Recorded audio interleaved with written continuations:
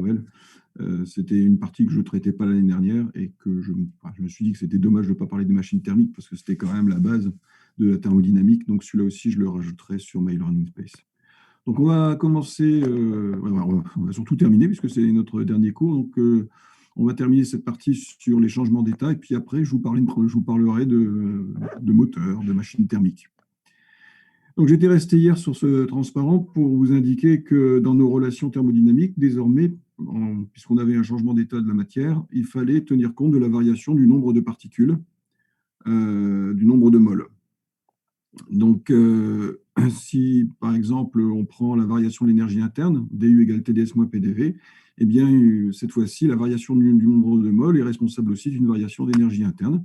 Autrement dit, on doit rajouter un terme qui est en dN, N le nombre de moles, et évidemment, dans nos relations, on a toujours un couple de deux variables, de deux grandeurs thermodynamiques, l'une qui est intensive et l'autre qui est extensive. Donc la température est intensive, l'entropie est extensive, la pression est intensive, le volume est extensif.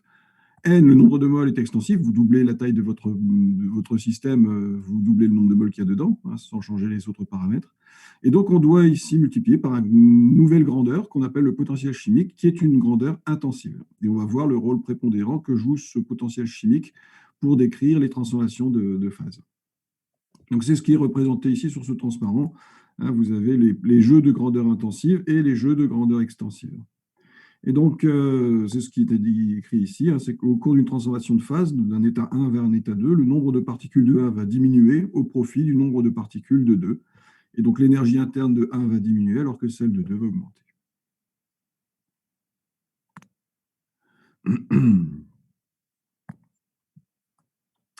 Donc, on va essayer de décrire justement cet équilibre entre phases. Alors, pour ça, je vais prendre une situation un peu générale. Hein. La plupart du temps, on va voir justement uniquement une transformation entre 2, voire 3 phases au maximum. Là, je vais supposer que je peux en avoir 6 phases différentes.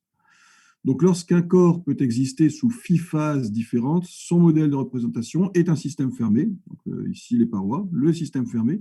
Et ce système fermé comporte un certain nombre de sous-systèmes. Et on peut avoir entre chaque sous-système des échanges de matière dus aux transformations de phase. Échange de matière et échange d'énergie thermique également. Et donc, on va faire un bilan global pour ce système, hein, existant sous 6 phases.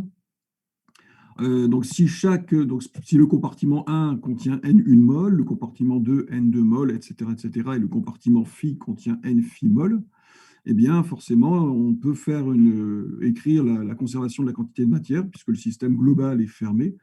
On va écrire que N1 plus N2 plus N3 plus etc. plus N phi est égal à petit n, le nombre total de moles qu'il y a à l'intérieur de cette enceinte.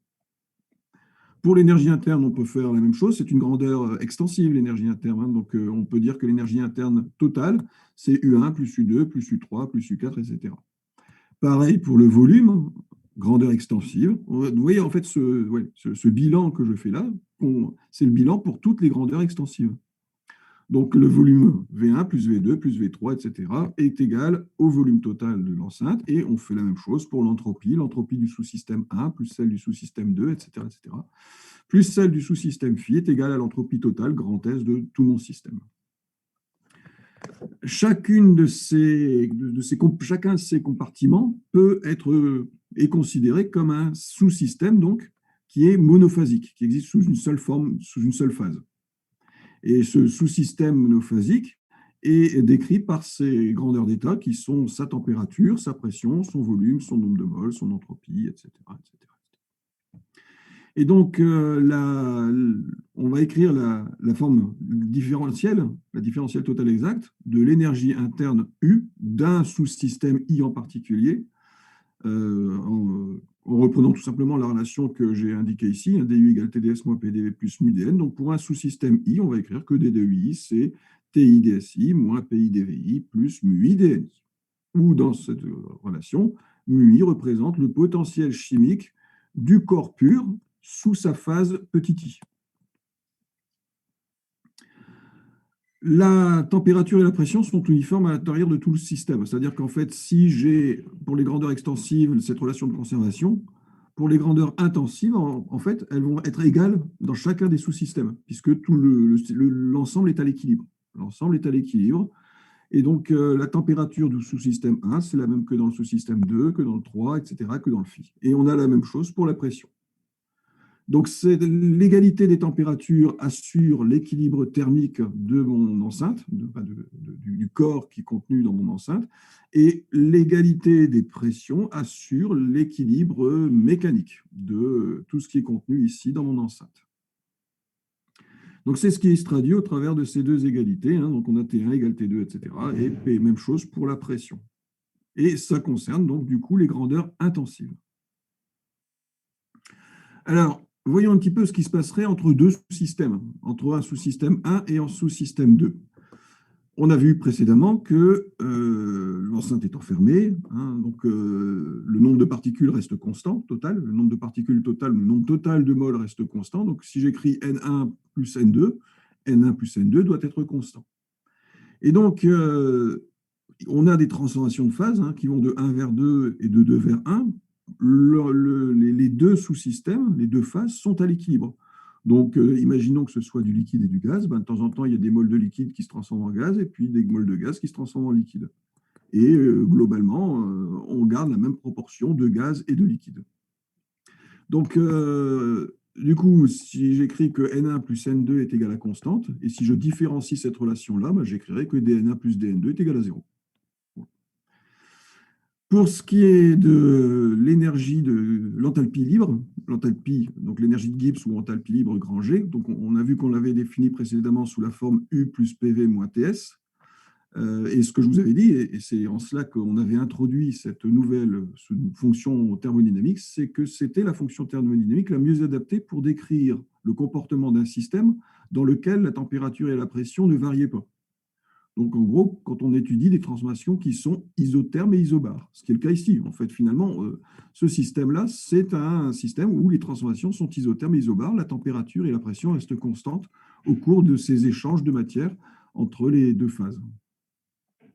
Donc, cette énergie de Gibbs, G, est une fonction de la température, de la pression et du nombre de moles de chacune des deux espèces. Et ce que l'on va dire, c'est qu'à l'équilibre, puisque c'est la situation qui est décrite ici, on est à l'équilibre entre ces deux phases, donc un équilibre liquide-gaz par exemple. Donc à l'équilibre, eh bien, cette énergie de Gibbs doit être minimale. C'est ça qui traduit la condition d'équilibre. En mécanique, vous savez que c'est lorsque l'énergie potentielle est minimale qu'on a une situation d'équilibre. Eh bien, en thermodynamique, lorsqu'on a une transformation monobare et monotherme, ou isobare et isotherme, eh bien, la condition d'équilibre est décrite par le minimum de cette fonction énergie libre, enthalpie libre. Donc, si G est minimal à l'équilibre, ça veut dire que dG est égal à 0. C'est bon. Donc, on va écrire ce que vaut justement G pour mon système global.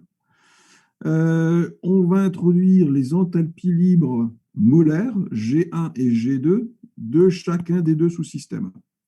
Et donc, l'enthalpie libre totale du système 1 plus 2, c'est la somme de l'enthalpie libre molaire de 1 fois le nombre de moles N1 du sous-système 1, plus l'enthalpie libre molaire G2 fois le nombre N2 de moles du sous-système 2. Donc, grand G, c'est N1G1 plus N2G2. Grand G, c'est une grandeur extensive et donc aussi, c'est une grandeur additive. Et donc, G1 et G2 sont les enthalpies libres molaires. Alors, je les introduis pour justement introduire des expressions qui deviennent indépendantes du nombre de moles, puisque c'est molaire. Donc, ça devient dépendant de N1 et de N2. Et donc, par définition, ces enthalpies libres molaires, petit g, G, c'est U moins TS plus PV, en vertu de la relation qui est ici. Donc, si vous divisez par le nombre de moles, vous obtenez les enthalpies libres molaires qui, du coup, deviennent indépendantes du nombre de moles, qui ne dépendent plus que de la température et de la pression. Si vous calculez maintenant dG, à partir de cette expression-ci, donc vous calculez d de grand G, vous allez obtenir quoi? Vous allez obtenir, donc c'est la dérivée, la différentielle de cette fonction-là. Donc ça va être égal à G1 dN1 plus G2 dN2. Or, on a montré ici que dN1 plus dNe était égal à 0, parce que mon système était fermé. Autrement dit, dN1, c'est moins dN2. Donc vous pouvez, par exemple, remplacer dN2 ici par moins dN1 et mettre en facteur. Et donc, on l'a vu, à l'équilibre, G est minimal. Autrement dit, sa variation est nulle. dG est égal à 0. Donc, si DG est égal à 0, ça signifie que G1 est égal à G2. Petit G1 est égal à petit G2. Autrement dit, on a ici établi une relation, une condition de coexistence entre chacune des deux phases 1 et 2. On arrive à l'équilibre entre les deux phases lorsque les enthalpies libres molaires de la phase 1 et de la phase 2 sont identiques. G1 est égal à G2.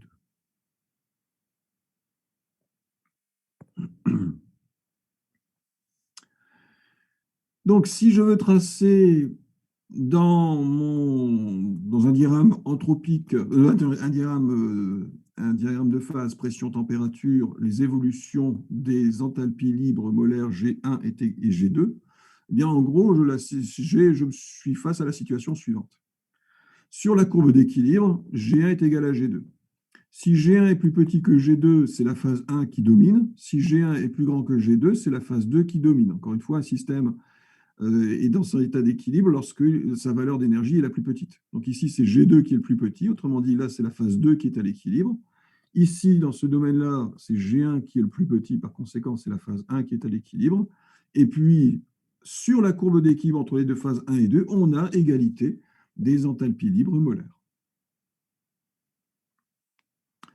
Donc, si je reprends l'expression de Granger, donc G, c'est U plus PV moins TS, dG1, ce sera égal à moins SDT moins VDP plus mu dN, enfin dG. Et si vous remplacez, donc si vous mettez un indice 1 et un indice 2, vous pouvez exprimer les enthalpies libres molaires, les enthalpies libres des espèces de la phase 1 et de la phase 2. Donc dG1, c'est moins S1 dt plus moins V1 dP plus mu 1 dN. Pareil ici pour dG2. Ce que l'on sait, c'est qu'au cours d'une transformation de phase, il n'y a pas de variation de température et il n'y a pas de variation de pression. C'est ce que je vous ai expliqué hier. C'est-à-dire que, par exemple, quand vous avez un gaz que vous comprimez, à un moment, il y a la première goutte de liquide qui va apparaître, et tant que vous allez essayer de continuer de comprimer votre gaz, il ne va rien se passer. La pression ne va pas varier, même si vous continuez à essayer de comprimer. La seule chose qui va se passer, c'est que l'énergie que vous fournissez pour comprimer le gaz, ça va uniquement servir à transformer du gaz en liquide. Et donc, sur la courbe de coexistence entre les deux phases, on n'a plus de variation de pression. Et c'est la même chose pour la température. Vous chauffez de l'eau à 100 degrés, l'eau, elle va se mettre à bouillir. Vous êtes au point de coexistence entre la phase liquide et la phase vapeur. Et vous pouvez continuer à chauffer, eh bien, la température de l'eau va toujours rester, et du gaz vont toujours rester à 100 degrés. La seule chose qui va se passer, c'est que la température, l'énergie que vous fournissez sous forme thermique, va uniquement dans ce cas-là servir à transformer de l'eau liquide en eau vapeur. Parce que, encore une fois, le passage de l'état liquide à l'état vapeur s'accompagne d'une absorption d'une certaine quantité d'énergie thermique qu'on appelle l'enthalpie de vaporisation. Donc, l'équilibre entre deux phases est décrit par quoi? Donc, si je prends ces deux relations-là, sachant déjà au départ que au cours d'une transformation de phase, je n'ai pas de variation de température et je n'ai pas de variation de pression. Par conséquent, la variation d'énergie de Gibbs ou d'enthalpie libre dG va du coup être juste égale à mu1 dN1 plus mu2 dN2. Et en vertu de ce qu'on a écrit dans le transparence précédent, à savoir que dN1 c'était moins dN2, je peux l'écrire de la façon suivante. Et puisque je suis à l'équilibre, j'ai aussi montré que dG est égal à 0. Par conséquent, l'équilibre entre deux phases va tout simplement être donné par le jeu de trois relations suivantes. C'est l'égalité des températures, l'égalité des pressions et surtout, ce qu'on vient de démontrer, l'égalité des potentiels chimiques. Et c'est ce que je vous avais déjà un peu expliqué hier quand je vous avais introduit la notion de potentiel chimique. C'est cette grandeur qui va permettre de caractériser l'équilibre entre phases. C'est quand les potentiels chimiques des deux phases deviennent identiques que ces deux phases vont pouvoir coexister. Dès qu'un potentiel chimique devient plus grand que l'autre, à ce moment-là, vous avez une phase qui va être dominante. Donc ça, c'est pour décrire l'équilibre entre deux phases, mais on aurait très bien pu décrire l'équilibre entre trois phases. Ça correspond à ce qu'on appelle le point triple, par exemple, où on a un équilibre entre le liquide, le solide et la phase vapeur. Et cet équilibre entre les trois phases va être donné par l'égalité des potentiels chimiques de chacune des trois phases. Donc, si on trace, par exemple, G, l'enthalpie libre molaire en fonction de la pression, ben voilà grosso modo à quoi ça va ressembler. Donc ici, j'ai pris l'exemple d'une transformation liquide-vapeur. Donc, on peut déterminer la forme de cette fonction, de cette enthalpie libre. Et vous avez cette fonction qui va varier de la façon suivante pour la phase vapeur et de cette manière-là pour la phase liquide. Comme je vous l'ai dit, c'est l'équilibre est donné par l'énergie, l'enthalpie libre la plus basse. C'est la condition d'équilibre. G est minimal. Autrement dit, vous voyez que G est plus petit ici pour la phase vapeur, alors que de l'autre côté, G est plus petit pour la phase liquide. Par conséquent, dans cette partie gauche de mon diagramme, eh bien, c'est la phase gazeuse qui est la phase stable. Dans la partie droite, c'est la phase liquide qui est la phase stable.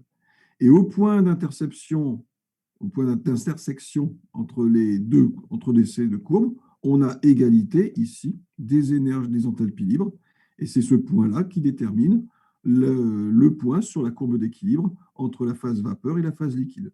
Ce point, de cette pression correspondante, on l'appelle la pression de vapeur saturante, que l'on note PS de T. C'est-à-dire que dans les diagrammes précédents que je vous avais montrés, par exemple sur ce diagramme-là, la courbe qui est ici, c'est ce qu'on appelle ça la courbe de pression de vapeur saturante.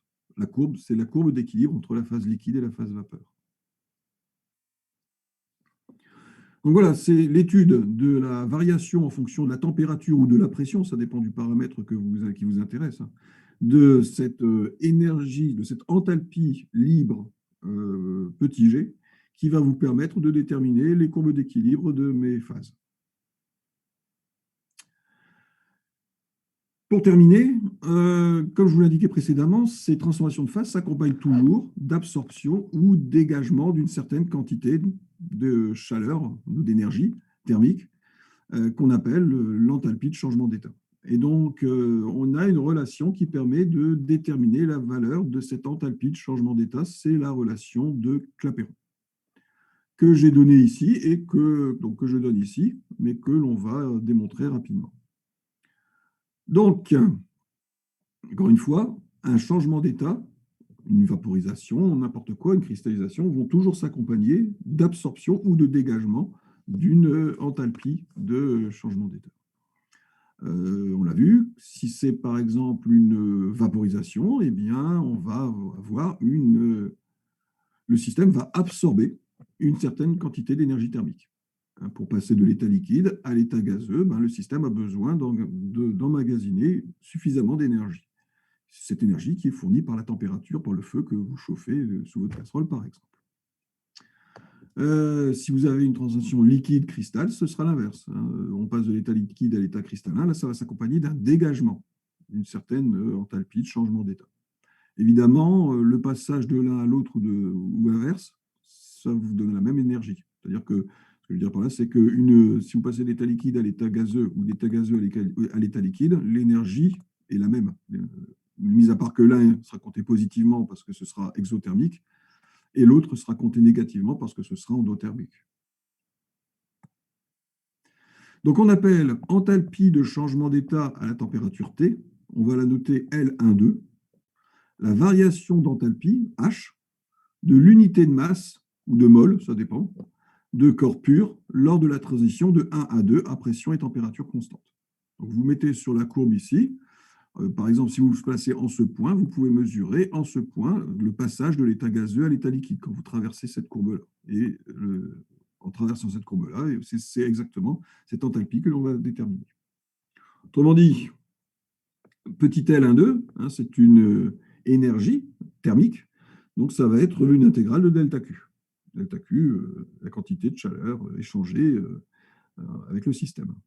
Donc avec delta Q, qui par définition, c'est DU plus PDV, puisque, encore une fois, DU, c'est delta Q moins PDV.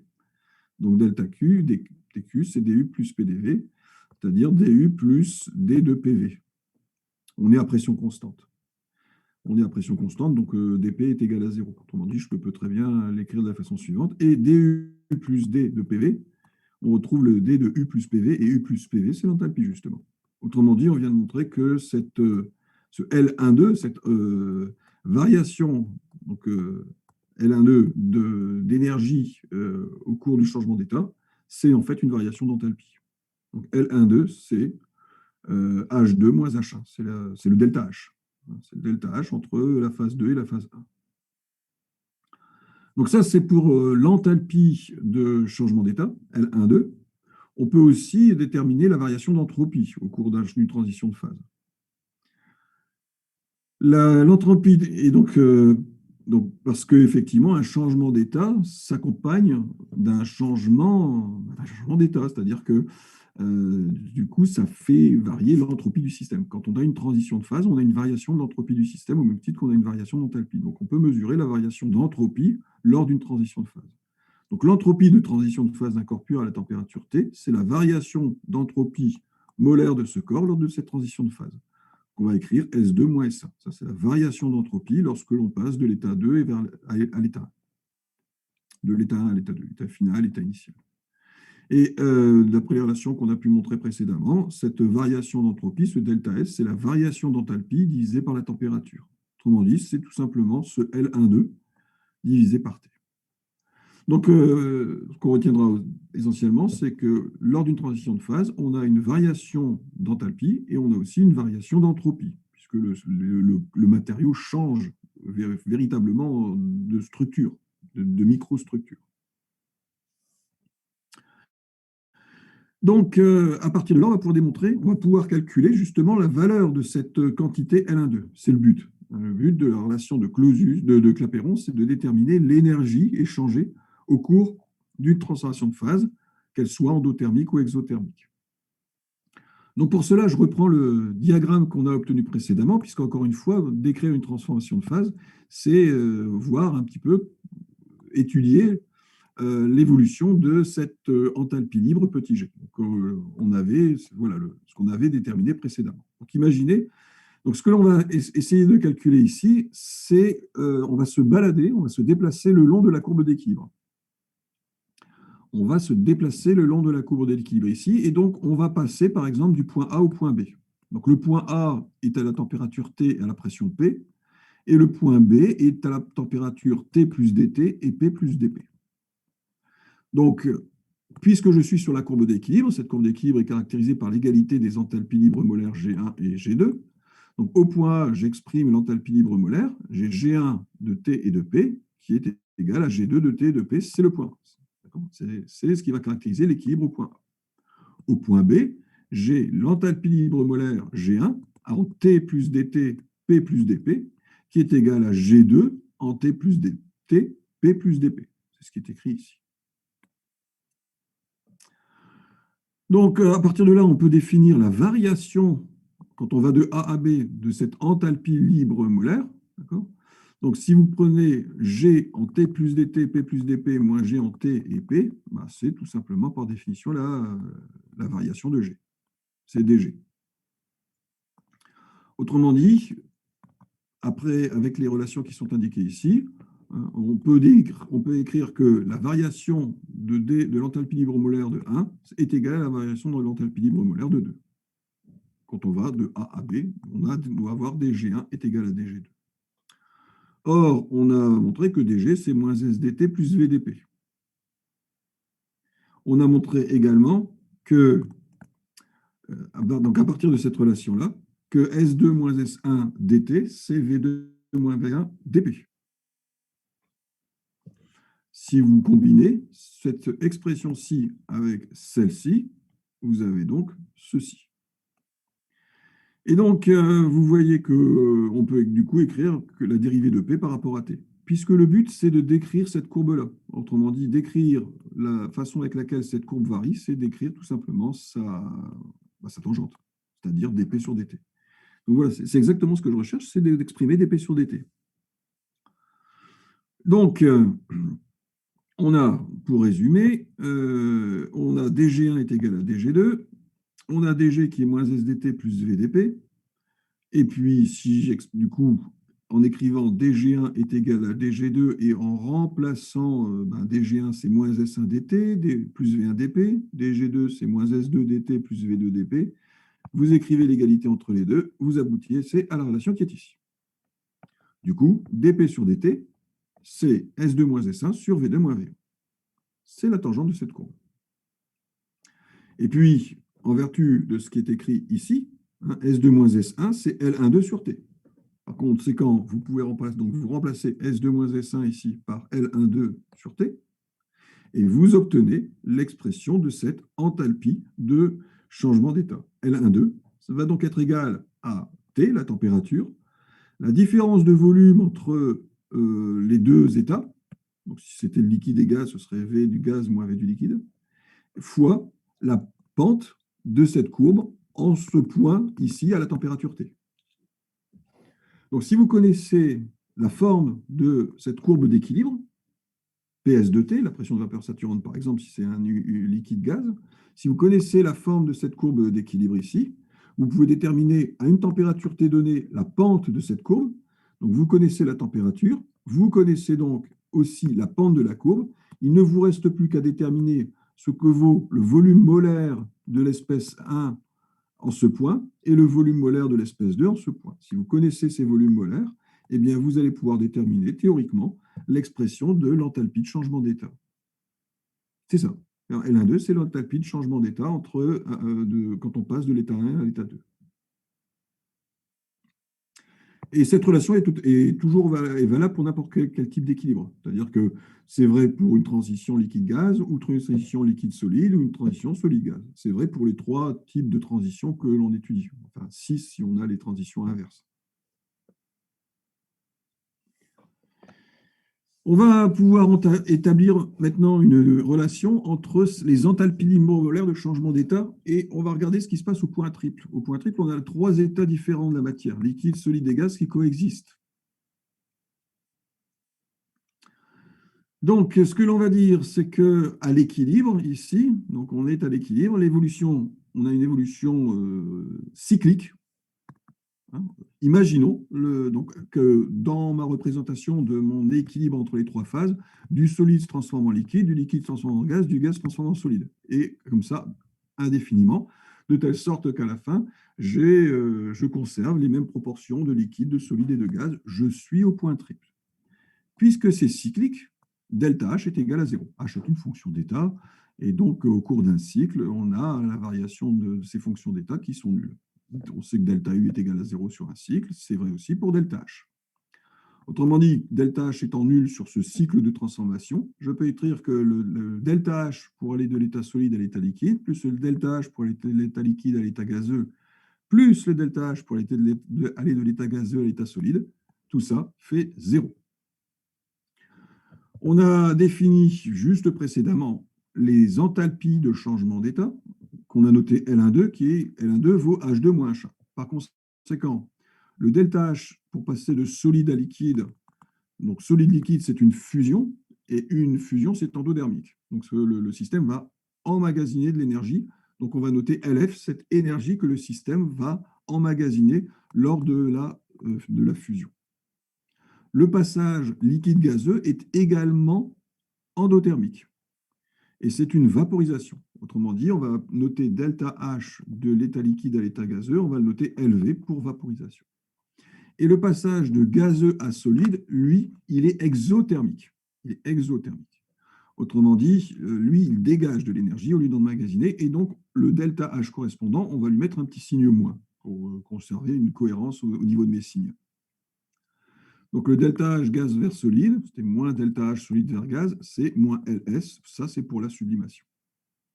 Et donc, au voisinage du point triple, qu'est-ce que je vais pouvoir écrire? Je vais pouvoir écrire la somme des trois, c'est-à-dire que je vais pouvoir écrire aussi que LS, l'enthalpie de sublimation de mon corps, c'est l'enthalpie de fusion plus l'enthalpie de vaporisation.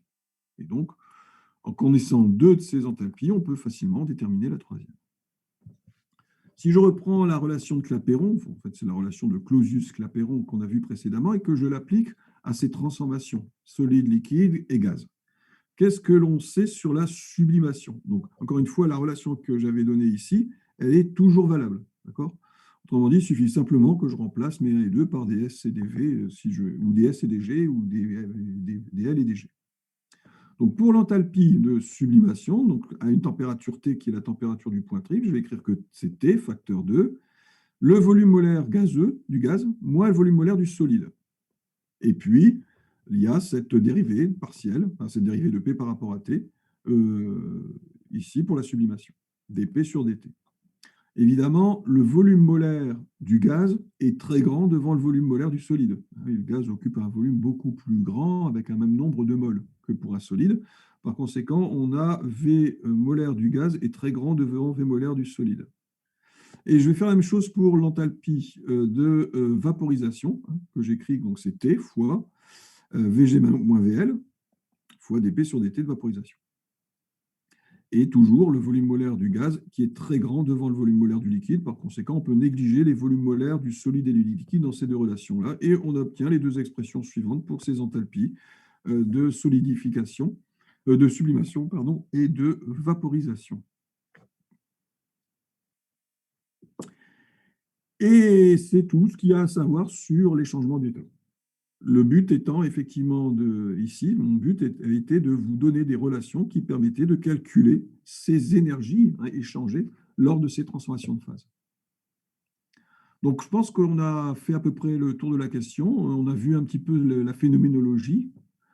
On a vu que pour décrire un équilibre entre phases, eh bien, on devait introduire une nouvelle fonction thermodynamique qui était l'enthalpie libre grand G, et que l'équilibre entre les phases était décrit par l'égalité des potentiels chimiques. Et c'est à partir de ces relations-là qu'on a pu retrouver ces relations, et surtout la relation de Clausius-Clapeyron qui me permet de calculer, de mesurer ces enthalpies de changement d'état. Voilà pour le chapitre 5 sur les transformations de phase. Et donc, on va maintenant attaquer le dernier chapitre. Et donc, celui-là, il est tout nouveau. Alors, maintenant, il va falloir que je fasse un nouveau partage. Poum. Voilà.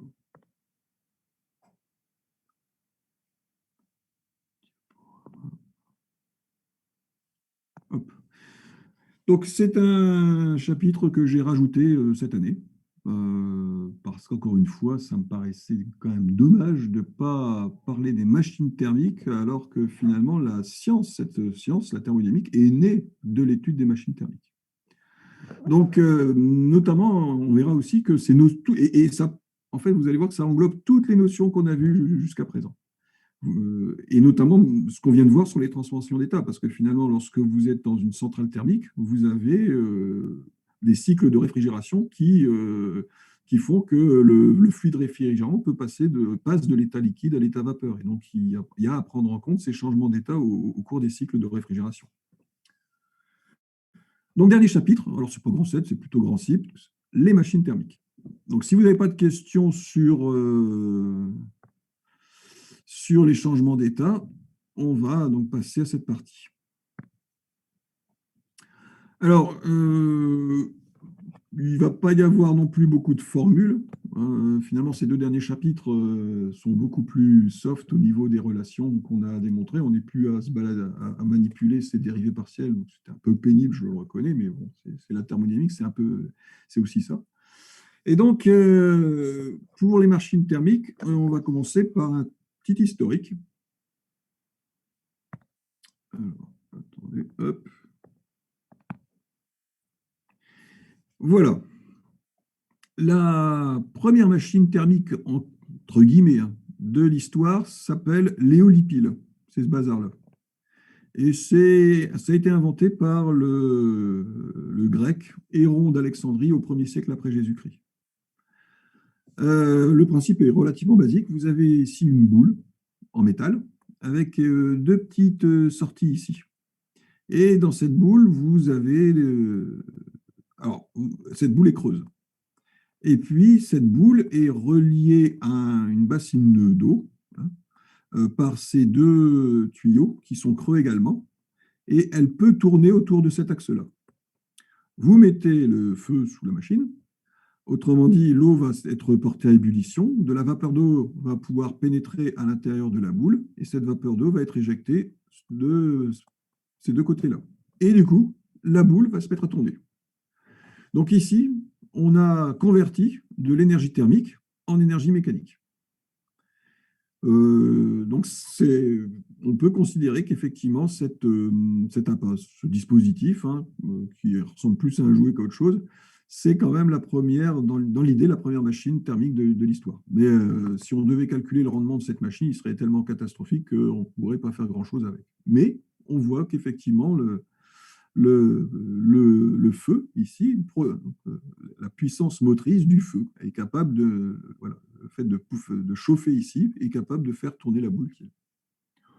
Donc c'est resté ce truc-là au rang d'attraction, hein.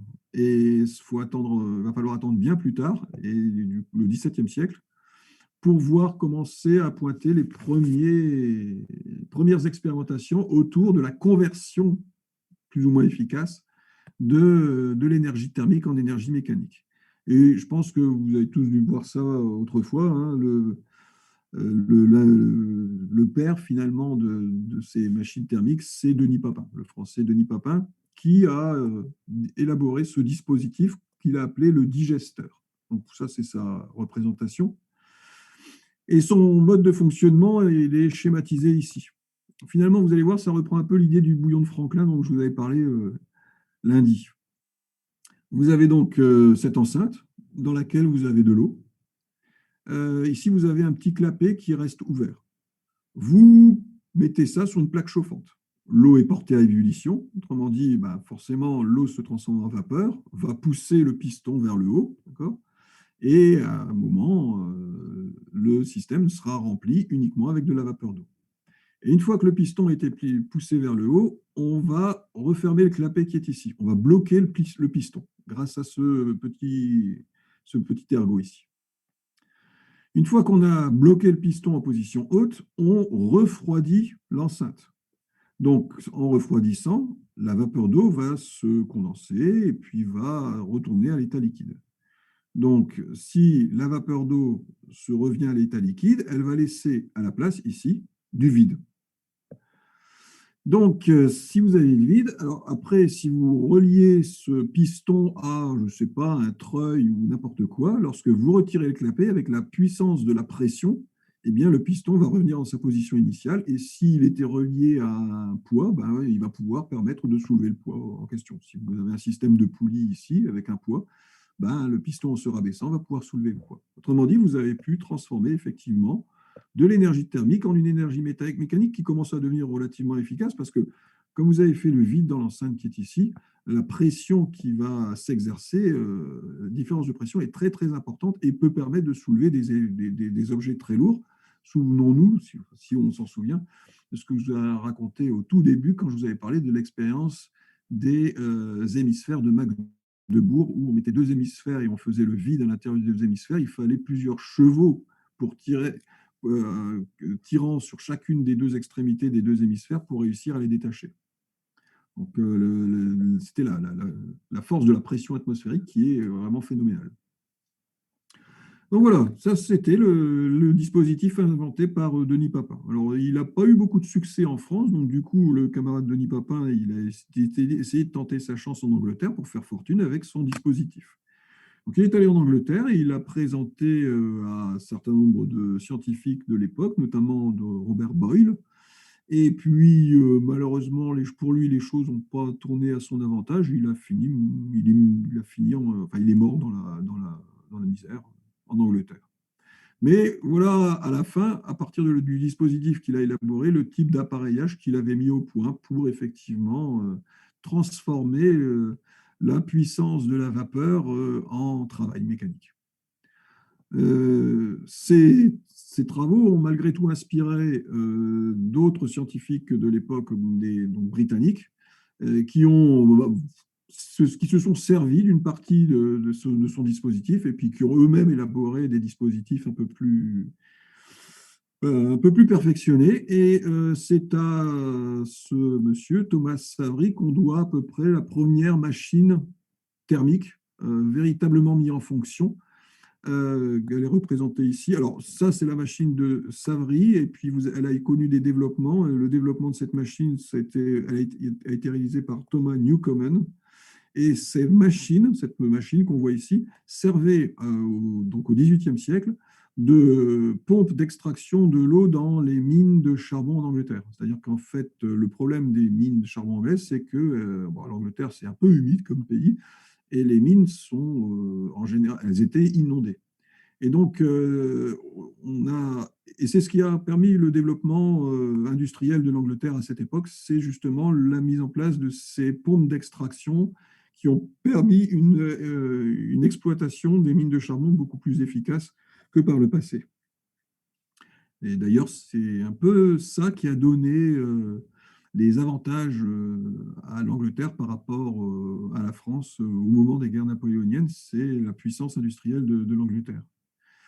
Et justement, c'est en observant cette puissance industrielle que l'ingénieur de Polytechnique Sadi Carnot a décidé d'essayer de comprendre et d'améliorer encore plus ce type de dispositif. Alors ça, c'est la machine de Newcomen. Encore une fois, elle servait à extraire essentiellement l'eau des mines de charbon en Angleterre. Et puis, vous avez un ingénieur anglais qui s'appelle James Watt, qui a passé toute sa vie à améliorer ce dispositif et à concevoir sa propre machine. Et vous avez ici la machine de Watt qui est exposée au Palais de la Découverte à Paris. James Watt, à qui on doit au passage d'ailleurs l'unité, le watt, hein, un watt valant 1 joule seconde. Et c'est aussi à lui qu'on doit l'unité du cheval vapeur. Alors, c'est une unité un peu bizarroïde, horse pound, le cheval vapeur, un cheval vapeur valant 735,4900, enfin bref, watts. Donc voilà, ça, ce sont les débuts des machines à vapeur. On arrive au XVIIIe siècle et c'est ce qu'on a appelé effectivement la révolution industrielle. Elle est directement liée à la conception de ces appareillages. Alors voilà, ça c'était mon petit historique. Maintenant, pour ce qui est des machines thermiques, puisque c'est ce qu'on va voir ici aujourd'hui un peu rapidement, pour ce qui est des machines thermiques, on va distinguer deux types de machines thermiques. On va distinguer, alors une machine thermique forcément doit effectuer des cycles de transformation puisqu'elle doit fonctionner en continu, par conséquent ce sont des cycles. Vous avez des machines thermiques qu'on qualifie à cycle moteur et des machines thermiques, donc moteur ça veut dire qu'elles fournissent de l'énergie mécanique, et vous avez des machines thermiques à cycle récepteur, elles vont recevoir de l'énergie mécanique qu'elles vont transformer en énergie thermique. Et parmi les machines thermiques à cycle récepteur, on distinguera deux dispositifs, les réfrigérateurs et les pompes à chaleur. Donc ici, j'ai représenté sommairement, schématiquement, ces cycles moteurs. Donc vous avez et récepteurs. Donc souvenez-vous, hein, donc là c'est un diagramme de Clapeyron. L'avantage du diagramme de Clapeyron, c'est que c'est P en fonction de V. Or le travail, c'est moins PdV. Donc l'intégrale de moins PDV, de PDV dans ce diagramme-là, ça vous donne directement l'énergie mécanique reçue ou cédée par la machine thermique. Donc ici, vous avez un cycle qui est récepteur. Par convention, si vous déplacez dans le cycle dans le sens des aiguilles d'une montre, le W est positif. En revanche, si vous déplacez en sens inverse des aiguilles d'une montre, le cycle est négatif.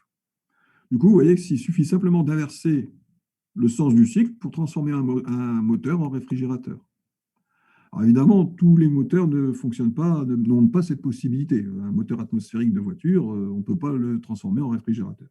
Mais il y a des moteurs qui peuvent le faire et je vous en parlerai par la suite. Vous avez des machines thermiques avec transition de phase. C'est ce que je vous disais précédemment, hein, quand j'ai terminé le chapitre sur les transitions de phase. Certaines machines thermiques fonctionnent avec transition de phase. Alors, typiquement, c'est le cas de la machine à vapeur, puisque la machine à vapeur va transformer l'eau liquide en vapeur, qui va permettre de faire tourner une turbine. Donc, ça a surtout concerné les cycles de centrales thermiques ou centrales à vapeur. Alors, on a vu, donc, il y a deux types de machines thermiques. Les premières machines thermiques qui ont été étudiées ont été les moteurs, puisque le but, c'était encore une fois de pouvoir transformer de l'énergie thermique en énergie mécanique. Et c'est l'étude de ces moteurs qui a motivé le développement de cette branche thermodynamique par Carnot, Clausius et Kelvin. Carnot avec son traité sur ses réflexions sur la puissance motrice du feu. C'est l'acte fondateur de la thermodynamique, réflexion sur la puissance motrice du feu. Donc les premières machines thermiques étudiées ont été les moteurs. Alors des moteurs, il en existe plein de sortes différentes aussi. Donc on en verra quelques-uns aujourd'hui, hein. Mon but ici, c'est de vous faire une sorte d'introduction aux machines thermiques. Normalement, vous verrez des choses plus développées l'année prochaine. Mais au moins, vous aurez vu que les notions de base. Voilà. Donc, quelques exemples de moteurs thermiques. Vous avez le moteur dit à combustion externe. C'est le cas de la machine à vapeur, des turbines à vapeur et d'un moteur particulier extrêmement intéressant qu'on appelle le moteur de Stirling. Et puis, vous avez les moteurs à combustion interne. C'est ce qu'on trouve sur les voitures, hein. C'est le moteur à essence, le moteur diesel, le moteur à réaction pour les avions, et puis aussi les turbines à gaz. Donc voilà, ça c'est juste pour vous donner un petit aperçu des différentes définitions, des différents concepts qu'on rencontre lorsqu'on étudie les machines thermiques. Alors, on va ici pour la machine à vapeur, je vous ai mis quelques exemples de machines à vapeur. Donc, c'est surtout les centrales thermiques, donc, qui vont permettre de produire de l'électricité à partir d'une source d'énergie thermique. Alors, la source d'énergie thermique peut être de plusieurs sortes différentes. Ça peut être de la géothermie ici, ça doit être en Italie, il y a tout un site de centrale géothermique en Italie, en Toscane. Donc, ça peut être la géothermie qui va vous fournir la vapeur pour faire tourner vos turbines. Ça peut être la centrale à charbon, même si elles sont de plus en plus abandonnées ici. Ça peut être la centrale solaire ou tout simplement la centrale nucléaire. Donc, voilà. Les sources d'énergie thermique sont différentes, mais le but est le même, c'est de fournir de la vapeur pour faire tourner quoi? Des turbines à vapeur. Donc ici, c'est l'exemple d'une turbine à vapeur. Donc là, on a ce qu'on appelle un moteur à combustion externe, puisque la combustion se fait hors du moteur, et c'est la vapeur qui pénètre dans l'enceinte qui va permettre de faire tourner la turbine, et donc du coup de créer le courant, l'électricité. Ça, c'est ce qu'on a fait en électrostatique. Mais vous avez aussi les turbines à gaz, c'est-à-dire des moteurs à combustion interne. Donc là, vous servez du combustible pour faire tourner le moteur et créer l'électricité. Donc, le moteur à vapeur a essentiellement au départ été utilisé pour l'extraction de l'eau dans les mines de charbon en Angleterre, et puis on s'est intéressé à son utilisation pour faire se déplacer des objets. Et le premier automobile de l'histoire, la première, si on peut la considérer comme une automobile, s'appelle le Fardier de Cugnot, du nom de l'ingénieur Nicolas-Joseph Cugnot. Et ce truc-là, c'est ce qu'on appelle un fardier. Le Fardier de Cugnot est considéré comme la première automobile de l'histoire. Et à l'époque, elle était destinée à déplacer des pièces d'artillerie. Et donc cet appareil a été conçu en 1769. Oui, on est du temps de Louis, je crois, 14, 15 ou 16. On va dire le 14 encore. Donc conçu en 1769 par l'ingénieur militaire François-Joseph Cugnot. Et donc, vous avez ici, alors là, encore une fois, Palais de la Découverte, il faut y aller jeter un petit coup d'œil. Vous avez tous ces gros appareils que je vous présente, on les trouve au Palais de la Découverte à Paris. Non, pas le Palais de la Découverte, le Musée des Arts et Métiers. Toutes ces machines thermiques, elles sont exposées au Musée des Arts et Métiers de Paris. Donc, si vous avez l'occasion d'y passer, franchement, ça vaut le coup d'œil. La visite vaut vraiment le coup. Et donc, vous avez ce fardier, ici. Donc là, vous avez une grosse cocotte minute, en fait, qui permettait de propulser cette automobile, en quelque sorte. Et à l'époque, essentiellement destinée à usage militaire. En 1804, première locomotive à vapeur construite par l'anglais Trevithick. Ici.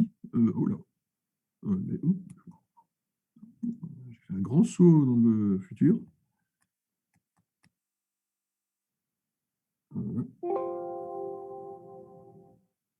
Voilà. Donc, 1804, première locomotive à vapeur construite donc, par l'anglais Trevithick. Le 12 août 1812, inauguration de la traction à vapeur. Et le 27 septembre, vous avez la première ligne de transport ferroviaire pour passagers qui est ouverte en Angleterre. Pour l'automobile, je vous en ai mis quelques-unes. En 1834, la première voiture électrique. Alors, je l'ai mise, même j'aurais pu ne pas le mettre parce que, en fait, ce n'est pas une machine thermique. Une voiture électrique n'est pas une machine thermique. Par définition, une machine thermique doit convertir de l'énergie thermique en énergie mécanique. Donc là, la machine, mais bon, juste pour vous montrer que finalement, la voiture électrique, elle date pas d'aujourd'hui, elle date de 1800, la première date de 1834. Première voiture électrique, à l'époque, on jugeait que le moteur à explosion était trop compliqué à mettre en œuvre et un peu trop dangereux, donc au départ, c'était l'électrique qui fonctionnait. Et au passage, en 1899, vous avez cette voiture qui s'appelait la Jamais Contente et qui a été le premier véhicule à franchir la barre des 100 km/h. En 1860, l'ingénieur français Étienne Lenoir va breveter le premier moteur à combustion interne à deux temps. Ce moteur va fonctionner au départ au gaz et ensuite va fonctionner au pétrole. Donc le moteur de Étienne. Pourquoi j'ai Étienne et là j'ai Auguste? Il faut que je vérifie, tiens. Donc le moteur de Lenoir. Alors si je vous parle de ces moteurs, c'est parce qu'après je vais vous montrer les cycles. Et ensuite, on peut faire les calculs sur ces cycles à partir des concepts qu'on a définis précédemment, de premier et de second principe. Donc 1860, c'est le moteur de Lenoir.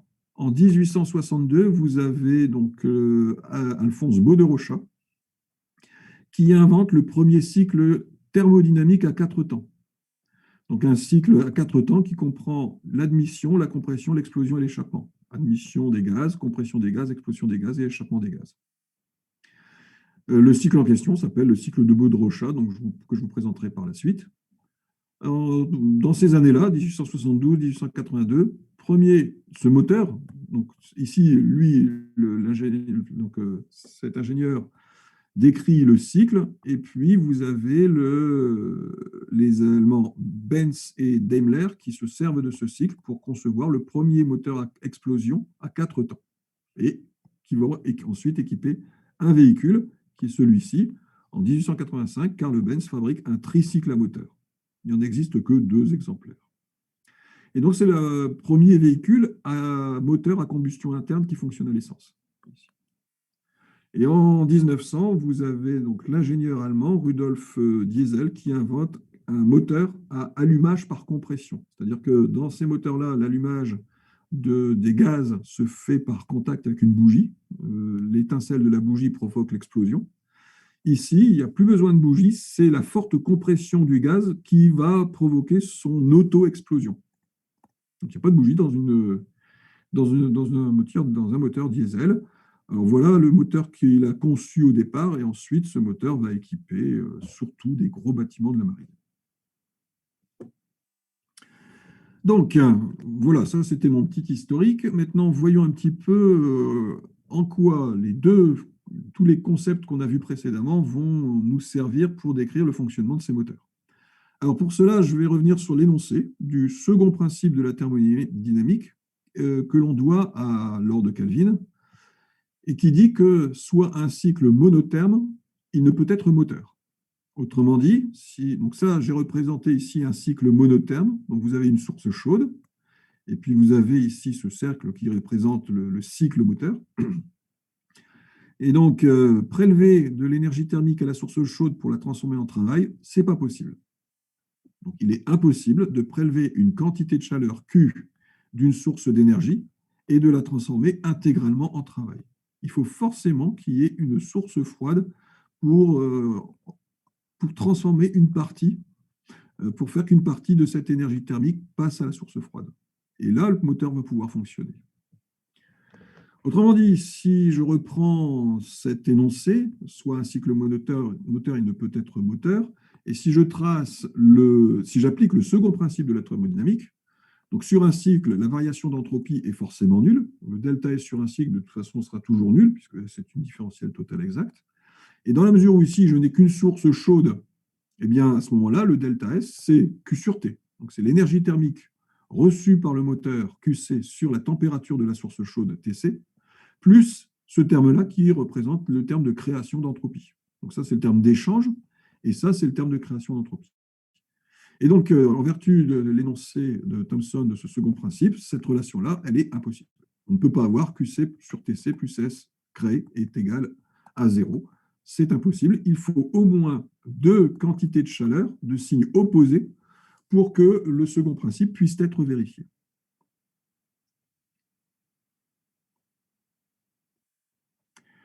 Et donc, il va falloir une source chaude et une source froide pour pouvoir réussir à faire fonctionner un moteur.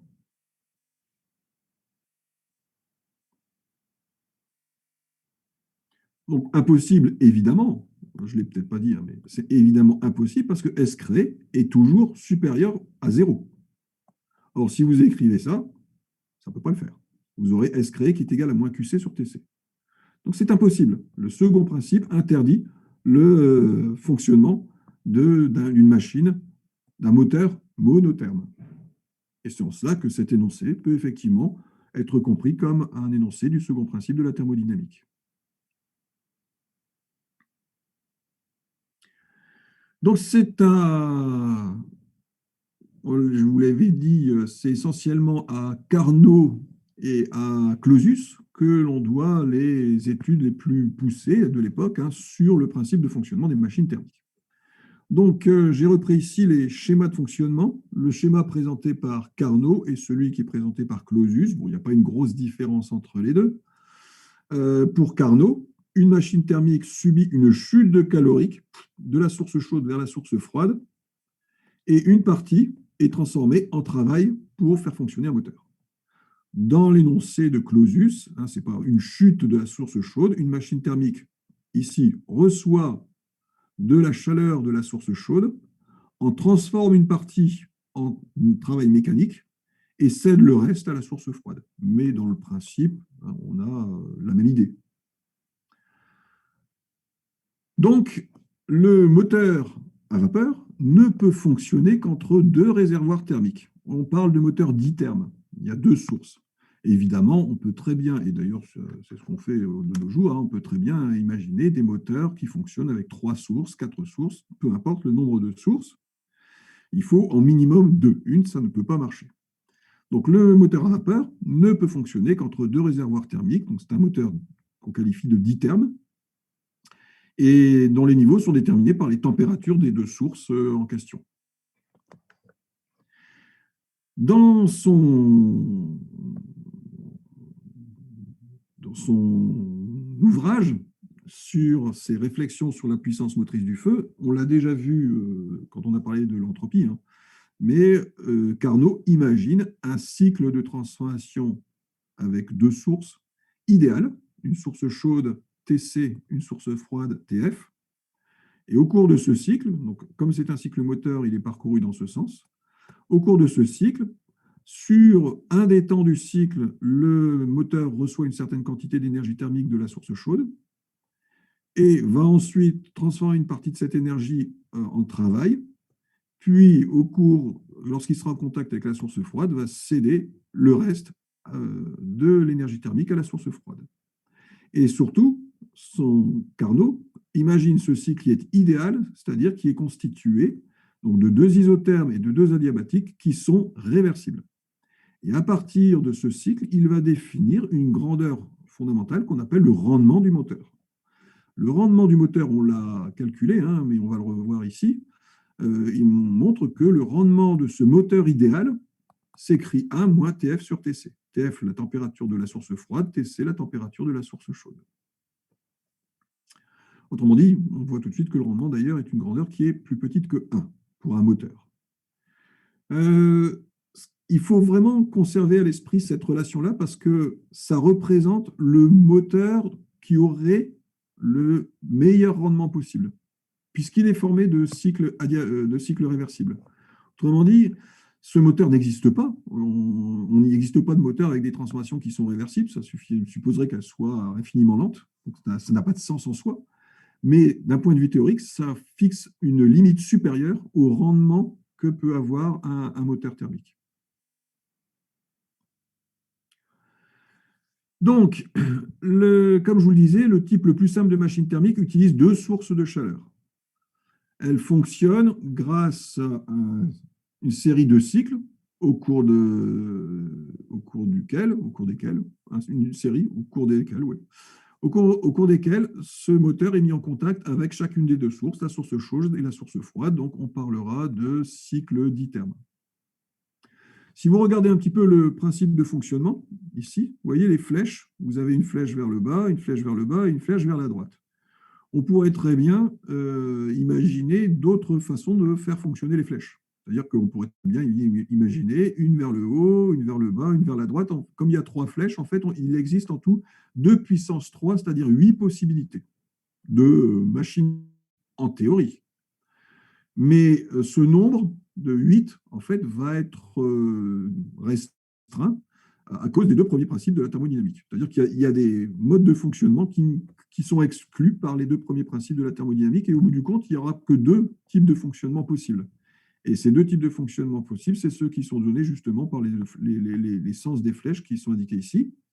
Dans le premier cas, la machine thermique va fonctionner comme un réfrigérateur ou comme une pompe à chaleur.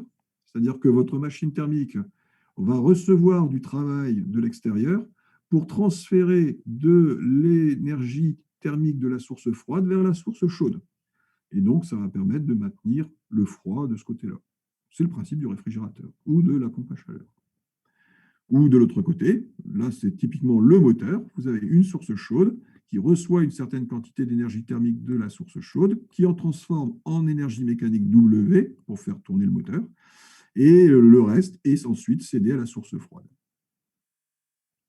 Donc, théoriquement, on pourrait avoir pour une machine ditherme, on pourrait avoir 2 puissance 3 possibilités, mais encore une fois, ce nombre de 2 puissance 3 est tout simplement réduit, restreint par les deux principes de la thermodynamique qui doivent être satisfaites et qui, on verra par la suite, peuvent être mis en évidence au travers d'une nouvelle représentation graphique qu'on n'a pas encore, qu'on appelle un diagramme de Ravo.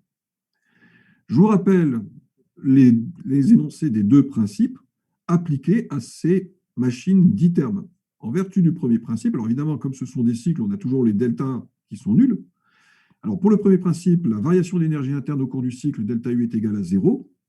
Et puis ici, c'est Q plus W, sachant qu'il y a deux sources, la source chaude et la source froide, et puis vous avez le travail. Donc on va écrire, donc le premier principe me dit que Q delta U égale 0, mais surtout que 0, c'est QC plus QF plus W. Ça, c'est l'application du premier principe. Pour le second principe, on écrit la variation de l'entropie au cours du cycle, dont on sait qu'elle est nulle. Mais désormais, la machine est ditherme. Par conséquent, vous avez ici l'entropie échangée avec la source chaude, l'entropie échangée avec la source froide, QC sur TC, QF sur TF, et ce terme-là qui est l'entropie créée par ce cycle au cours du cycle de transformation. Sachant que cette entropie créée, toujours en vertu du second principe, est forcément une grandeur qui est supérieure ou égale à 0. Autrement dit, si S créé est forcément supérieur ou égal à 0, ça signifie que QC sur TC plus QF sur TF est forcément inférieur ou égal à 0. Ça, c'est ce qu'on a déjà vu et qu'on a appelé l'inégalité de Clausius. Encore une fois, la température de la source chaude est évidemment plus grande que la température de la source froide. Donc voilà comment on écrit simplement les deux principes de la thermodynamique pour le fonctionnement de ces machines dithermes.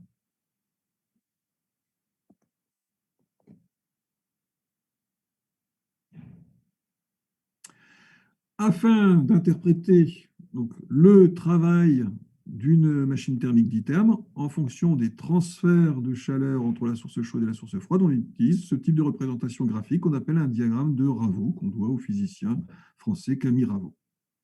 Et dans cette représentation-là, donc là c'est un nouveau type de diagramme. En fait, on trace QC en fonction de QF. Le diagramme de Clapeyron PV, le diagramme entropique ST, le diagramme de phase pression-température, le diagramme enthalpique, le diagramme de Mollier, mais vous avez maintenant, pour l'utilisation spécifique, l'étude spécifique des machines thermiques, le diagramme de Ravo qui trace QF en fonction de QC.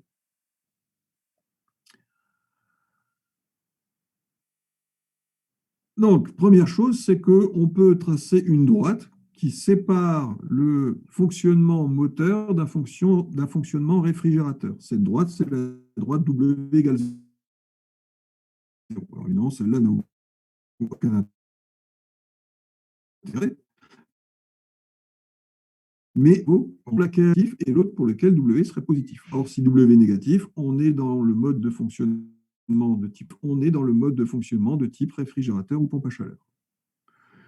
Donc, c'est l'intérêt de ce type de représentation graphique. Et en fonction des valeurs des tours de QC, TC, QF et TF, eh bien, on peut représenter les domaines de fonctionnement de ces machines thermiques.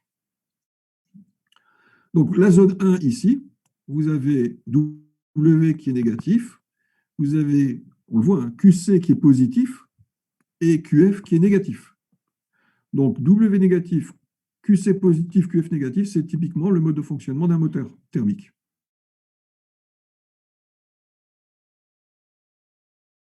On reçoit de l'énergie de la source chaude, on en cède une partie sous forme de travail et le reste à la source froide. Donc la zone 1, c'est vraiment le domaine de fonctionnement d'une machine thermique.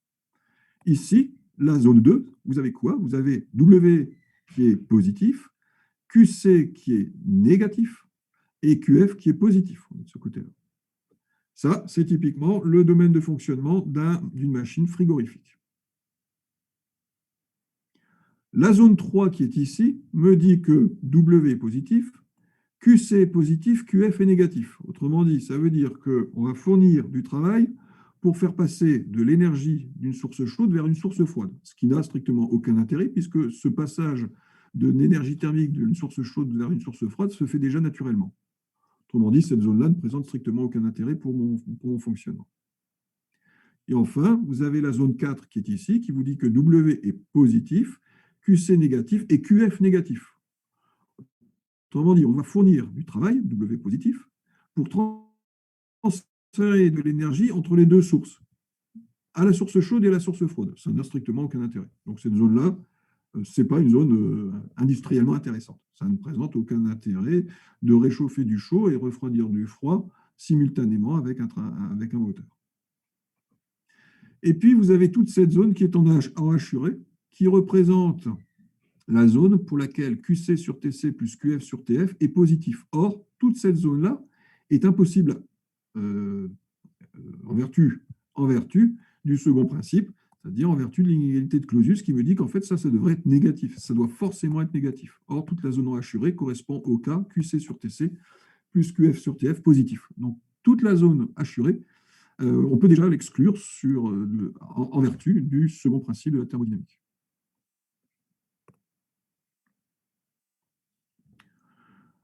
Voilà. Donc là, j'ai retiré un petit peu tout ce qu'il y avait autour. J'ai remis le W négatif. Et puis, vous voyez que si vous augmentez W, donc là, moins W diminue, moins W augmente. Et donc, en fonction des valeurs de QC et de QF, et de TC et de TF surtout, eh bien, vous pouvez voir si vous pouvez améliorer le mode de fonctionnement de votre moteur ou de votre réfrigérateur en faisant varier la valeur de W. Ça, c'est l'intérêt du diagramme de Ravo. Alors, j'en viens maintenant aux deux petites définitions fondamentales quand on étudie les machines thermiques. Les définitions concernent le rendement.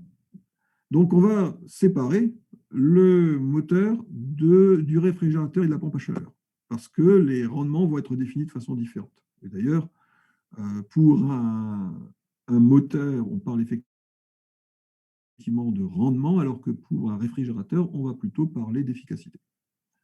Donc ici, on va définir ce qu'est le rendement d'un moteur. Alors, on se place toujours dans le cas d'un moteur ditherme. Donc, le moteur thermique ditherme, comme on l'a vu, est une machine qui prélève de la chaleur à une source chaude, TC, en rejette une partie à la source froide, TF, en fabriquant du travail W, avec la différence entre les deux. Et donc, on va définir le rendement d'un moteur de la façon suivante. Le rendement d'un moteur, c'est l'énergie gagnée par l'opérateur sur l'énergie thermique nécessaire pour faire tourner votre moteur. C'est comme ça qu'est défini de façon générale le rendement. En gros, Votre moteur doit fournir un certain travail. Donc, c'est le travail que le moteur va fournir sur l'énergie qu'il faut dépenser pour fournir ce travail. Du coup, avec cette définition, on voit que le rendement état, c'est moins W sur QC. Le rendement doit être une grandeur positive. Donc ici, comme c'est un moteur, pour un moteur, en valeur numérique, W sera négatif. Donc on met ici un signe moins pour qu'après l'application numérique, on ait une grandeur qui reste positive. Et donc défini de cette façon, on va voir que le rendement d'un moteur est toujours une grandeur comprise entre 0 et 1. Donc voilà, ça c'est la définition d'un rendement. L'énergie gagnée par l'opérateur sur l'énergie thermique nécessaire pour faire fonctionner votre moteur. En vertu du premier principe de la thermodynamique, delta U est égal à 0, évidemment, sur le fonctionnement du moteur, et on a vu que c'était QC plus QF plus W. Autrement dit, de cette relation-là, on tire l'expression de W, c'est moins QC moins QF, que l'on peut du coup remplacer ici au numérateur, et on obtient cette nouvelle expression du rendement. État est égal à 1 plus QF sur QC. Le rendement de ce moteur, ça a une valeur limite qui est définie par le second principe de la thermodynamique et par le fonctionnement de la machine de Carnot. On l'a vu, si on a un cycle réversible de transformation pour le moteur, il n'y a pas de création d'entropie pour un cycle réversible. Autrement dit, la variation d'entropie sur un cycle réversible, cette variation d'entropie évidemment sera nulle, et par définition sera tout simplement ici égale à QC sur TC plus QF sur TF. Autrement dit, du coup, vous allez avoir QC donc QF sur QC qui va être égal à moins TC sur TF. QF sur QC qui va être égal à moins TF sur TC. Ouais. Donc, vous remplacez QC sur QF et vous obtenez par conséquent l'expression du rendement du moteur de Carnot, puisque le moteur de Carnot, c'est justement celui pour lequel le cycle est réversible. Le rendement de ce moteur idéal est donc égal à moins 1 moins TF sur TC. Vous remarquerez que le rendement ne dépend que des températures de la source chaude et de la source froide. Et vous constatez également que ce rendement, puisque la source froide, par définition, sa température est plus basse que celle de la source chaude, le rendement du moteur de Carnot, d'abord, est toujours plus petit que 1. La thermodynamique nous montre qu'on ne peut pas faire fonctionner une machine avec un rendement de 1. Le mouvement perpétuel ne peut pas exister. Un rendement est forcément strictement inférieur à 1, même lorsqu'on a un cycle réversible de transformation. Donc ça, c'est pour le rendement du moteur de Carnot. Maintenant, si on étudie une machine réelle, c'est-à-dire pour lesquelles les cycles de transformation sont irréversibles, ce qui sera toujours le cas, eh bien dans ce cas-là, on va se servir non pas de cette égalité, mais de l'inégalité de Clausius, qu'on a vu précédemment, qui résulte du fait que pour ce type de moteur, un cycle irréversible, on a un terme de création d'entropie. Et dans ce cas-là, on a QC sur TC plus QF sur TF qui est inférieur ou égal à 0. Autrement dit, ça me dit que le rendement d'un moteur réel est toujours inférieur ou égal au rendement d'un moteur de Carnot. Il serait égal au rendement d'un moteur de Carnot si le cycle est réversible, et il est plus petit que le rendement du moteur de Carnot si le cycle est irréversible. Autrement dit, cette machine de Carnot un peu idéale, elle sert de référence pour le calcul du rendement. Ça permet de déterminer la valeur limite du rendement d'un moteur d'iterme. Donc ça, c'est pour le rendement d'un moteur. Après, vous avez, on l'a vu, deux types de machines thermiques. Vous avez le moteur, le cycle moteur et le cycle récepteur, donc soit une machine frigorifique, soit une pompe à chaleur. Et donc, on va voir maintenant le fonctionnement de ces deux autres types de machines thermiques. On va commencer par la machine frigorifique. Et pour la machine frigorifique, on va définir non pas un rendement, mais ce qu'on appelle l'efficacité d'un réfrigérateur.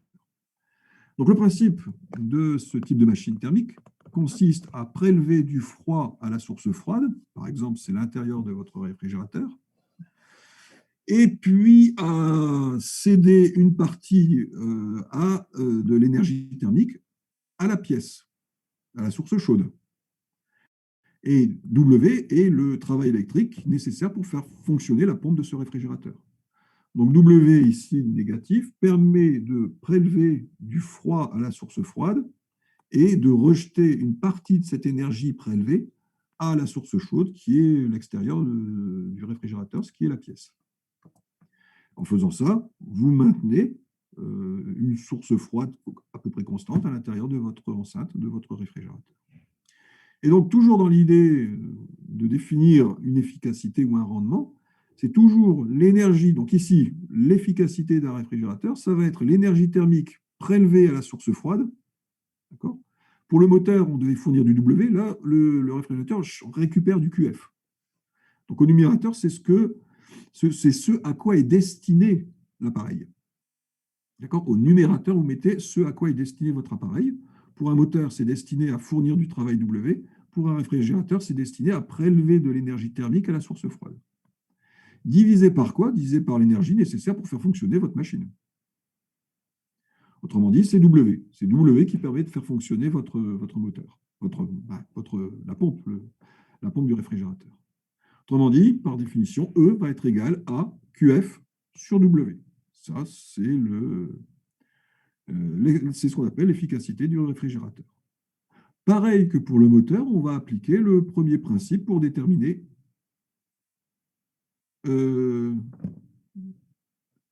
oui, non, d'accord. Je me demandais quelle heure il était. Il me reste un quart d'heure. Donc, pareil que pour le moteur, on va appliquer le premier et le second principe pour déterminer justement l'expression de cette efficacité. Donc, en vertu du premier principe, delta U égale 0, cycle, est égal à QC plus QF plus W. Par conséquent, ça vous permet de calculer le W qui est ici au dénominateur. Vous obtenez donc du coup ici l'expression de l'efficacité E. Et puis, vous allez appliquer l'inégalité de Clausius, QC sur TC plus QF sur TF inférieur ou égal à 0. Par conséquent, le rapport QC sur QF est inférieur ou égal à moins TC sur TF. Et du coup, vous allez pouvoir définir l'efficacité de la manière suivante. Ce serait égal si c'était réversible. Donc, l'efficacité d'un réfrigérateur sera toujours inférieure ou égale à TF sur TC moins TF. La petite différence par rapport au rendement, c'est que cette fois-ci, E peut être plus grand que 1, alors que le rendement d'un moteur est forcément compris entre 0 et 1. Ici, E peut être plus grand que 1. Alors, cette efficacité que je viens de vous définir, les industriels l'appellent le COP. C'est le coefficient de performance. Donc, quand on achète une pompe à chaleur ou un réfrigérateur, normalement, sur les notices est indiquée la valeur du COP de la machine.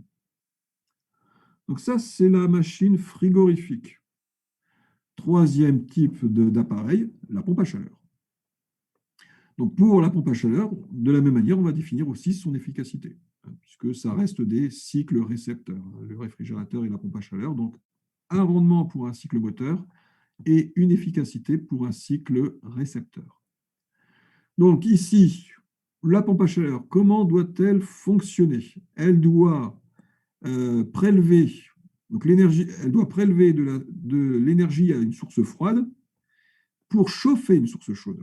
Le but n'est pas de refroidir la source froide, en général c'est l'extérieur.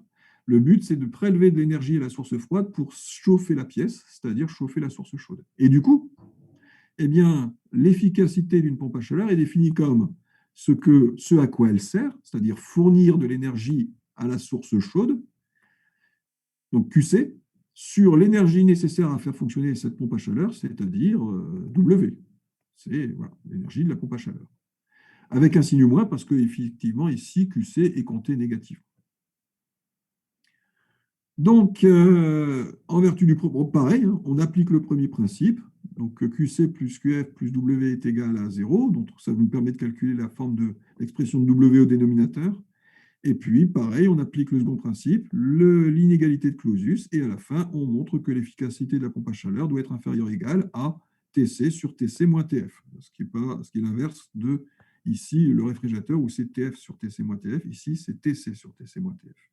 Pareil, l'efficacité peut être positive. Et de la même manière, les industriels appellent ça le COP, le coefficient de performance. Donc voilà, quand on étudie les machines thermiques, voilà, ce sont ces quelques grandeurs fondamentales que l'on cherche à déterminer. Donc on vous dit ce que vaut la température de la source chaude, ce que vaut la température de la source froide, on vous décrit ce qu'est le cycle thermodynamique de la machine, Et à partir de l'application du premier et du second principe, on fait des bilans d'énergie et des bilans d'entropie. Et à la fin, on calcule le rendement et on essaie de voir s'il est bon ou pas bon. Et en général, les industriels, effectivement, font des recherches pour améliorer le rendement de leur machine thermique. Plus le rendement, pour le moteur, plus le rendement est proche de 1, mieux c'est. Alors, je vais terminer en vous présentant quelques cycles de moteurs assez classiques, les plus importants. Et je vais commencer par un moteur qui est plein d'avenir et qui est pourtant probablement un des plus vieux qui existe, c'est le moteur dit de Stirling. Le moteur de Stirling a été inventé par ce pasteur, Robert Stirling, qui en avait assez de voir ses ouailles mourir lorsque les machines à vapeur explosaient. Et donc, il a décidé de séparer la combustion de la machine elle-même. Donc, le moteur de Stirling, c'est un moteur à air, en fait. Et c'est un moteur à combustion externe.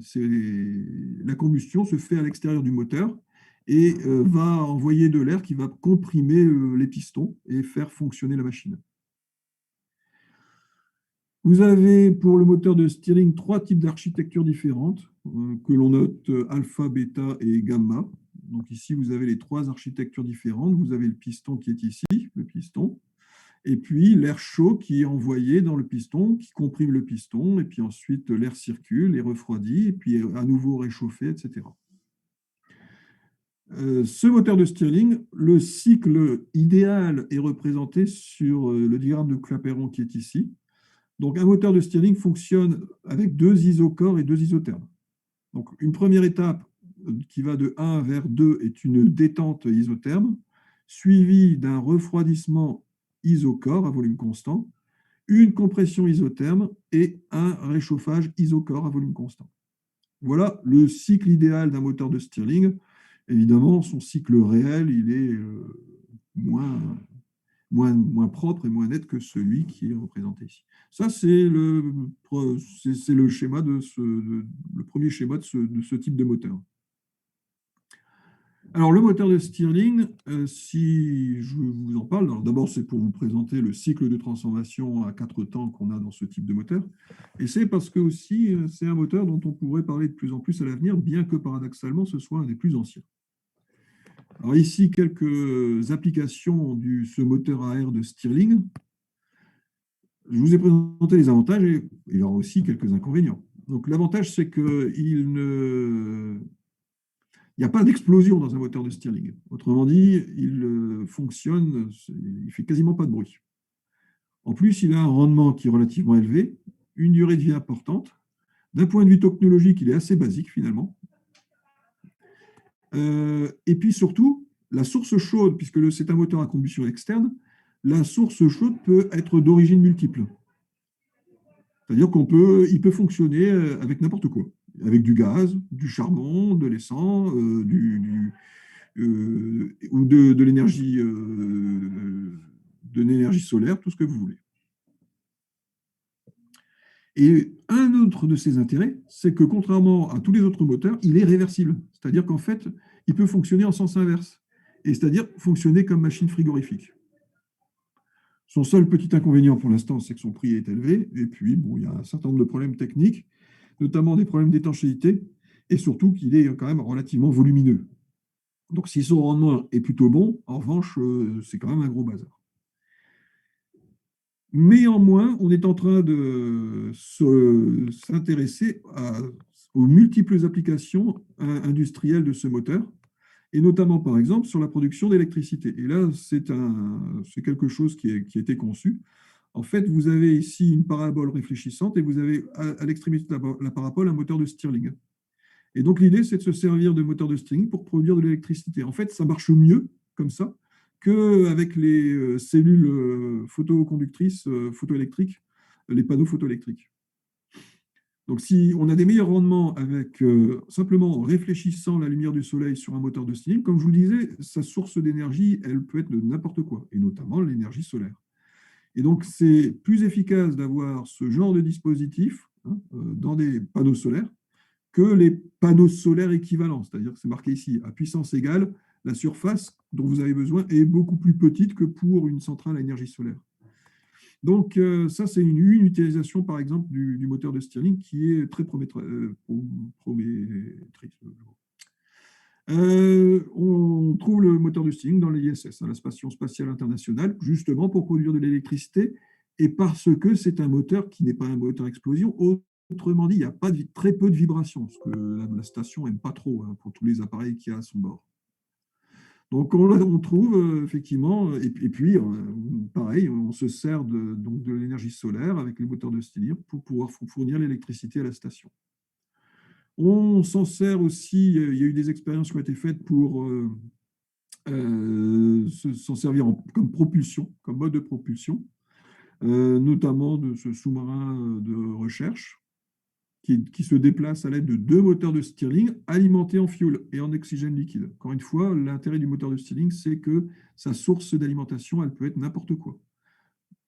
Et puis aussi dans le domaine militaire, parce qu'encore une fois, c'est un moteur qui ne fait quasiment pas de bruit. Autrement dit, pour pouvoir alimenter les sous-marins nucléaires en électricité, on préfère utiliser les moteurs de Stirling qui sont silencieux.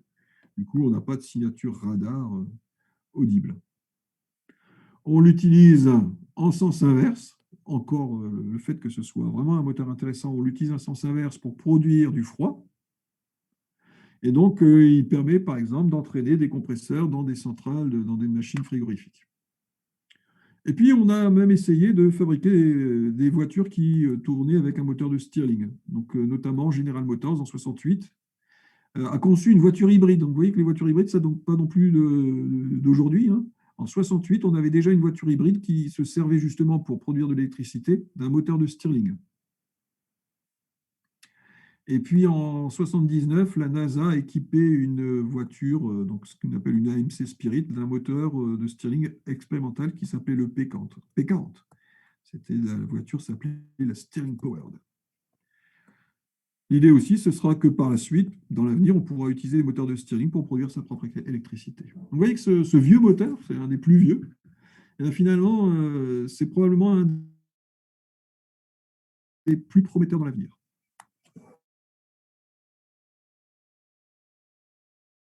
Parmi les différents types de moteurs, vous avez le moteur dont je vous avais parlé, le moteur du physicien, enfin de l'ingénieur français Lenoir.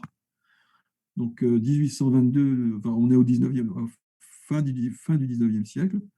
Donc lui, c'est un moteur à 3 temps. Et donc il conçoit un moteur à cycle sans compression, avec le gaz qui comprime le piston, lui, il est comprimé à l'extérieur du moteur. Donc, il n'y a pas d'explosion. Vous voyez, voilà à quoi ressemblait le véhicule, donc une espèce de grosse citerne avec du gaz. Et donc, c'est un moteur qui fonctionne suivant un cycle de 3 temps. Vous avez ici une compression isocore, une détente adiabatique, et puis ici une variation, une variation de volume à pression constante. Donc ça, c'est le cycle idéal du moteur de l'eau noire. Là, je vous ai mis son cycle réel. Donc là, c'est l'aspiration des gaz, la partie combustion, la partie détente et la partie échappement. Le cycle Baud-Rochat, c'est celui qu'on a dans tous les moteurs atmosphériques. Donc, ça vaut le coup d'en parler un petit peu. Donc, élaboré par l'ingénieur français Eugène Baud-Rochat, et mis au point véritablement par l'Allemand Nicolas Otto. Il fonctionne suivant 4 cycles, donc isocore, donc 2 isocores et 2 adiabatiques. Et puis ici, vous avez les parties d'admission et d'éjection des gaz. Donc ça, c'est le cycle idéal de Baud-Rochat. Je vous rappelle au passage les formules qui servent à déterminer les caractéristiques de ces différentes branches, hein, puisque vous avez une adiabatique, c'est-à-dire PV puissance gamma égale constante, et sur une isocore, le rapport P sur T qui est constant. Et ça, c'est le cycle réel, en fait. Là, vous avez le cycle réel de ce moteur atmosphérique. Ce cycle Baud-Rochat, qu'on trouve dans tous les moteurs atmosphériques, a donc permis le développement de moteurs dits à 2 temps et de moteurs dits à 4 temps. Donc alors là, vous avez le gros transparent, où je vous ai mis un peu comment fonctionnait un moteur. Ici, les quatre temps et ici, le mode de fonctionnement d'un moteur à deux temps. Il n'y a pas de grosse différence entre les deux, en fait. C'est-à-dire que dans un moteur à deux temps, vous avez deux temps qui sont compris en un seul à chaque fois. Donc, dans un moteur à quatre temps, vous avez la phase d'admission des gaz, la phase de compression des gaz, la détente après explosion, et puis l'échappement des gaz. Ça représente les quatre temps. Dans un moteur à quatre temps, vous avez deux tours de vilebrequin pendant ces quatre cycles. Un premier tour de vilebrequin pendant la phase d'admission et de compression, et un deuxième tour de vilebrequin pendant la phase d'échappement et de détente. En revanche, pour un moteur à deux temps, vous n'avez qu'un seul tour de vilebrequin pendant ces quatre étapes. Bon, là, je ne vais pas rentrer dans les détails, hein. En plus, j'ai l'impression que vous commencez à partir, vous n'êtes plus que 43. Donc, je ne vais pas rentrer dans les détails du fonctionnement d'un moteur. Je vous mettrai de toute façon le transparent à disposition et vous pourrez voir. Après, si vous voulez aller plus loin, vous pouvez, hein. Mais je vous ai mis les principaux modes de fonctionnement de ce moteur. Puis, il y a le moteur diesel. Donc, le moteur diesel, lui, sa spécificité, c'est que ça n'a pas besoin de bougie pour provoquer l'explosion du gaz une fois qu'il est comprimé. La compression est tellement importante que l'explosion est automatique. Et donc, dans un moteur diesel, donc là, c'est un moteur de navire. Dans un moteur diesel, c'est un moteur à combustion interne dont l'allumage est assuré par la compression élevée de l'air seul. Attention, ce n'est pas le mélange gaz-air qui est comprimé, c'est l'air seul qui est comprimé. Et donc, c'est en envoyant cet air extrêmement comprimé qui va se mélanger au carburant et qui va provoquer l'explosion et donc, du coup, le fonctionnement du vilebrequin. Et donc, dans un moteur diesel, vous avez donc de quatre étapes toujours. Bon, évidemment, toujours les étapes d'admission et d'éjection, mais vous avez deux adiabatiques, une isobare et une isocore.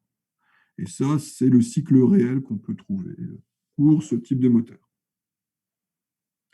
Et je terminerai avec, puisque j'ai parlé beaucoup des moteurs, je n'ai pas parlé vraiment des machines thermiques qui permettaient de fournir de l'électricité, c'est les cycles avec changement d'état, avec changement de phase. Donc ici, j'ai par exemple pris le cycle d'une machine thermique qui est celui d'une centrale thermique. Et les cycles en question s'appellent les cycles de Rankine ou cycles de Young, et je les ai représentés ici. Et vous voyez que ces cycles de transformation sont un peu plus délicats à manipuler dans la mesure où on a besoin de connaître le diagramme de phase du fluide calo-porteur pour pouvoir calculer l'efficacité de ces machines. Donc là, je ne vais pas insister, d'autant plus que c'est l'heure. Bon, j'ai un petit peu débordé, donc je mettrai de toute façon ce nouveau PowerPoint